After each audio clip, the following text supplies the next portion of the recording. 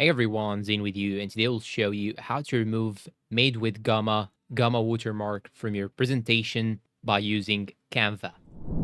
Okay, you need to know that you do not actually need to have the paid version of Canva. You can do this by using the unpaid version of Canva. So now the first thing that you should do is to simply go and click on create or go to presentations. Then once you go to presentations, you will have to go to uploads, then upload the presentation that you actually want to change or remove the watermark from. And once you upload it, you just have to drag it like so. Just make it here, drop it here. Then you'll have to click on this watermark and click on delete image, then click on this watermark again, click on delete, and you're all done. But I found the problem or an issue is that you cannot actually do that for all the 10 slides by once. And I don't know if this is actually a problem with Canva or not, but a trick to do the same, you can simply go open Gamma and export each one of these slides alone.